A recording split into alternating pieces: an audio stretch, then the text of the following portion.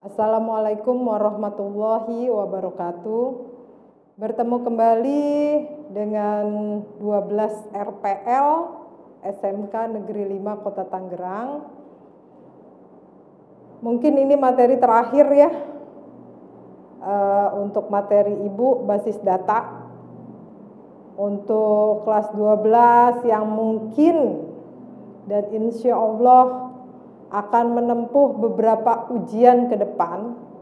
Yang pasti di bulan Maret ini kita akan masuk ke ujian akhir PAS ya. Untuk materi Ibu basis data itu akan Ibu taruh juga di Google Classroom ya, untuk semua keperluan PAS. Dan juga nanti bila ternyata kita ada ujian sekolah, kisi-kisi materi untuk produktif, insya Allah Ibu akan letakkan juga di Google Classroom. Hari ini materi terakhir dari kelas 12 basis data yaitu replikasi ya, evaluasi replikasi basis data. Apa sih itu replikasi? Ya, sebenarnya replikasi itu berarti menduplikasi, ya, sama, merangkap, menggandakan, mengcopy, konsepnya sama, ya. Kata-kata replikasi data itu teknik untuk melakukan copy dan pendistribusian data dan objek database dari suatu database ke database lain yang lokasinya terpisah secara fisik. Ya, jadi intinya bagaimana kita mengcopy data dengan kondisi server yang berjauhan, tapi data antara server satu dan server yang lain itu sama, apalagi bila terjadi perubahan data. Dengan menggunakan teknik replikasi ini, data dapat didistribusikan ke lokasi yang berbeda melalui koneksi jaringan lokal maupun internet. Replikasi juga memungkinkan untuk mendukung kinerja aplikasi penyebaran data fisik sesuai dengan penggunaan seperti pemrosesan transaksi online dan decision support system, atau pemrosesan database terdistribusi melalui beberapa server. Ya, jadi konsepnya menduplikasi. Jadi replikasi itu sama dengan menduplikasi, menggandakan, mengcopy paste data dari satu server ke server yang lain agar semua data dari semua server yang tersebar itu datanya sama. Manfaatnya apa? Untuk apa sih kita melakukan replikasi? Pertama, menghindari kemungkinan tidak semua data terbackup. Ya, itu yang utama. Data terbackup karena saat proses backup data manual dilakukan bisa saja terjadi perubahan data oleh klien. Ya. Apabila server master mengalami kerusakan, database bisa segera dialihkan ke server slave ya, atau cadangan. Ya, jadi antara master dan slave ini sebenarnya sama-sama server. Tapi bila terjadi kerusakan pada master, server cadangan atau slave itu punya datanya. Replikasi master slave berlangsung secara real time. Maksudnya begitu ada perubahan di master, slave atau cadangan itu sudah otomatis terupdate juga. Ya. Jadi modifikasi pada master, slave pun sudah terotomatis mengalami perubahan. Ya, jadi real time pada waktu yang bersamaan, jadi nggak ada jeda atau ada delay atau ada nunggu jeda gitu, nggak ada. Kalau seandainya kita menggunakan replikasi database antara master dan slave, yaitu slave itu cadangan master, itu otomatis real time begitu ada perubahan itu sama-sama berubah. Tujuannya meningkatkan availabilitas data, ya, ketersediaan data, dan mempercepat evaluasi query jika ada replika fragmen atau satu relasi pada tempat lokal. Yaitu jadi tujuan replikasi yang utama ketersediaan data dan juga evaluasi query jika ada replika fragmen. Replikasi diperlukan dalam sistem apabila Pertama, mengcopy dan mendistribusikan data dari satu atau lebih lokasi. Nah, yang utama kenapa adanya replikasi ini karena adanya jarak ya atau lokasi dari master dan slave itu jauh. Ya seperti perbankan lah.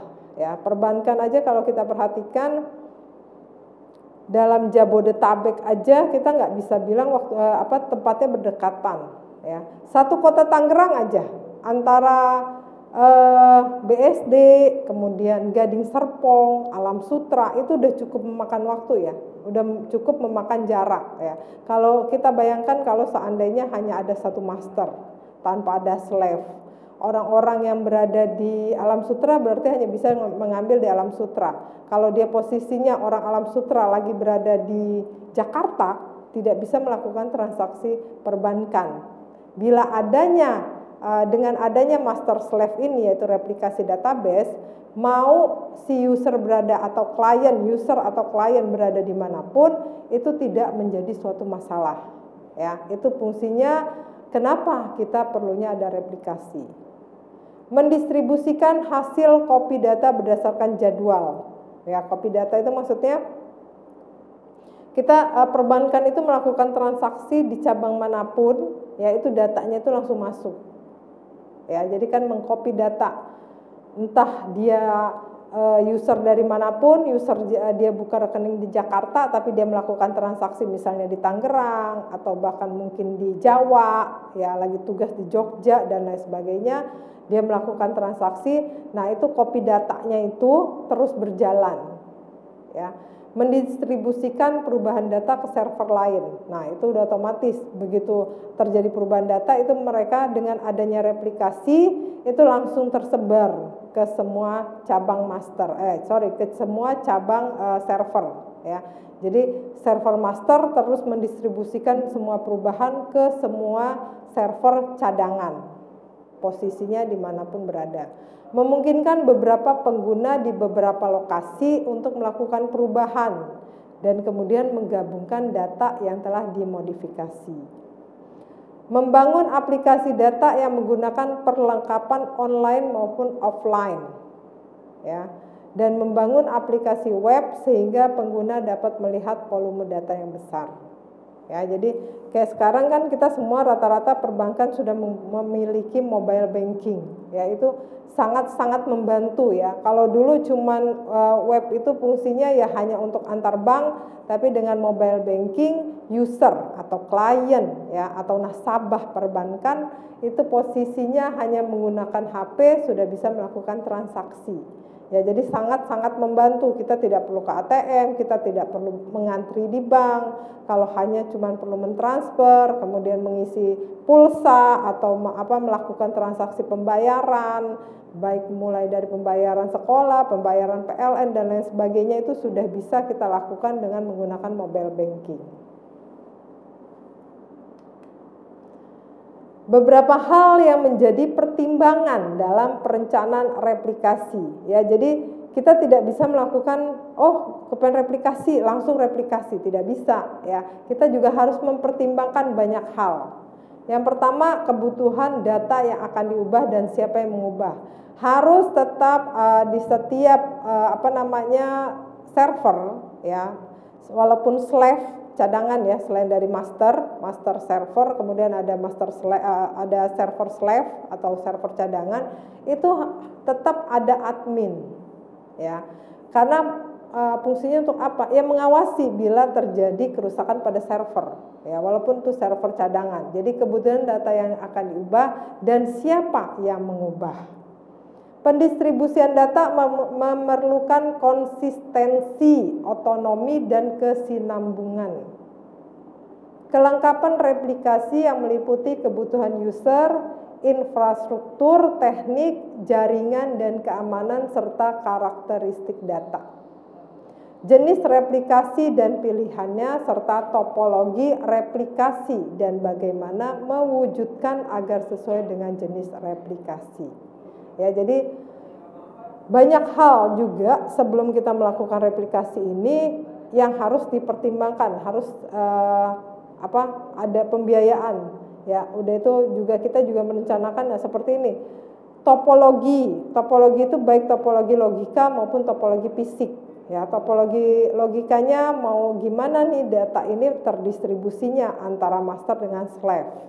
Kemudian topologi fisiknya kita membayangkan fisik dari si server cadangan dan master ini mau bentuk topologinya seperti apa. Ada ring, ya, ada banyak topologi yang digunakan yang harus diperhatikan dalam saat pembuatan replikasi database.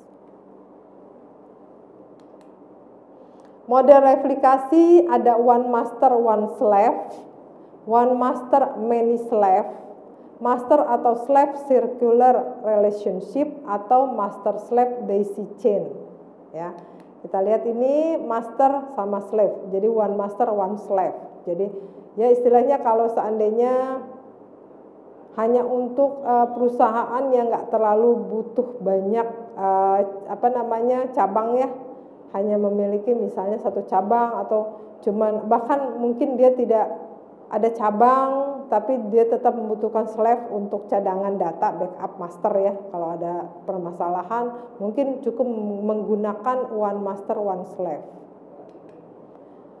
Kalau yang banyak pasti butuh one master many slave.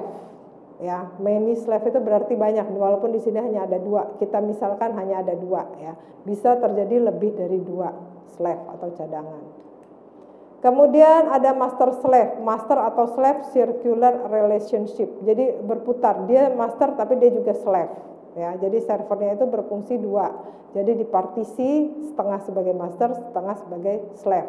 Dan juga circular, maksudnya berputar. Relationship hubungannya itu berputar antara master slave sama master slave yang lainnya. Kemudian ada yang ini master slave daisy chain. Ya, jadi bentuknya kalau kalian lihat berputar master slave ke master slave ke master slave balik lagi ke master slave. Jadi sebenarnya sama dengan circular, cuman dibentuk kalau daisy chain ini kalau kita lihat terus perputarannya itu tetap menuju ke yang pertama. Ya, yang pertama mendistribusikan ke yang kedua, kedua mendistribusikan ketiga, yang ketiga balik lagi ke master utama yang pertama. Replika terbagi menjadi 2 jenis, yaitu sinkron dan asinkron. Apa itu sinkron? Proses dilakukan secara real time antara master dengan slave, yaitu sinkron. Keseluruhan proses penulisan pada disk master dan slave harus selesai terlebih dahulu sebelum beranjak ke transaksi selanjutnya. Kebutuhan akan performance sistem yang tinggi harus dipertimbangkan kecepatan dan jarak antar site atau node. Keuntungannya menyediakan recovery yang konsisten karena sinkronisasi data terjaga. Ya, ini jadi ada sinkron. Nah, gimana kalau yang asinkron? Ini bentuknya kalau gambar replika sinkron ya, dari klien ke master database, dari master database baru ke slave database ya, balik lagi ke klien. Client use query execute on master, query execute on slave, query commit on master and slave, status return to client. Ya, jadi terakhir kembali lagi ke klien. Sedangkan replikasi asinkron, replikasi terjadi setelah transaksi di master selesai. Ya, jadi untuk balik lagi mau menggunakan replikasi yang mana, sinkron atau asinkron, itu balik lagi ke kita sebagai admin mengambil keputusan. Pertukaran data secara buffering. Data akan diletakkan dalam sebuah buffer terlebih dahulu, kemudian pada jangka waktu tertentu akan direplikasi ke disk slave.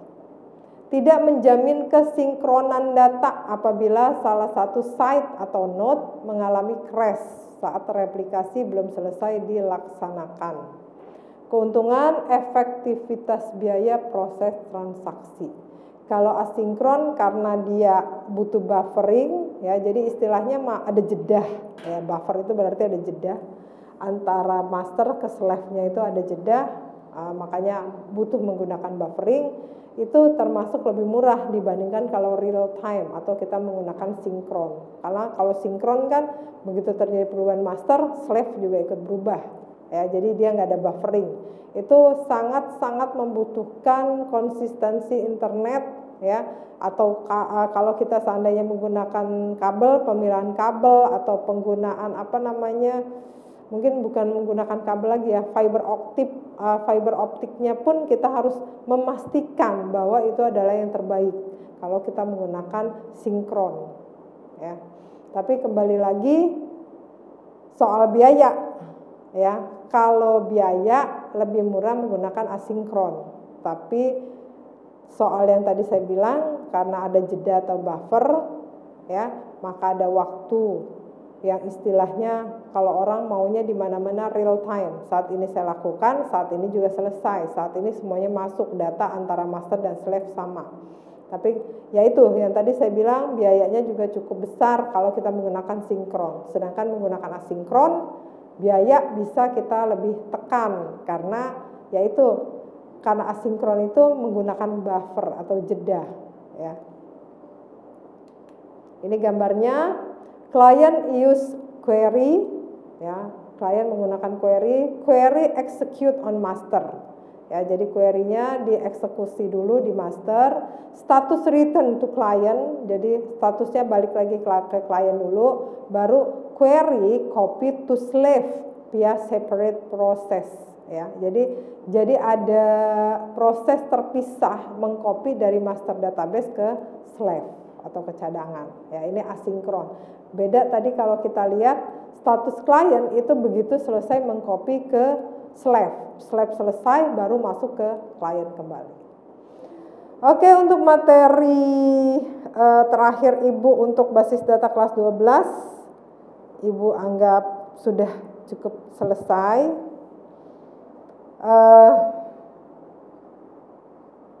Mungkin untuk 12 RPL kita hampir 2 semester tidak bisa bertemu, walaupun kita sempat bertemu di kelas 11, ya, waktu kelas 11 juga kalian bertemu sama Ibu dengan materi basis data dan pemodelan perangkat lunak.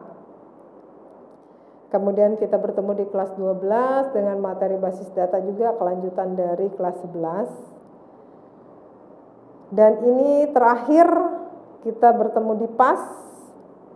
Kemudian nanti kalau ada berita terbaru lagi, baik tentang ujian-ujian yang harus kalian tempuh di kelas 12 ini atau ada keperluan apapun, akan didistribusikan melalui wali kelas berita-berita terbarunya.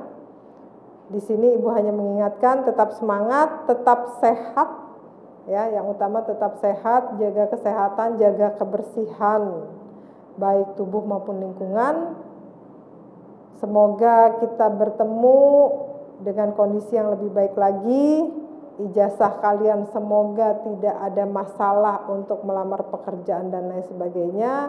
Untuk yang mau melanjutkan perkuliahan, semoga bisa menempuh kampus dan mengikuti perkuliahan dengan lebih baik lagi.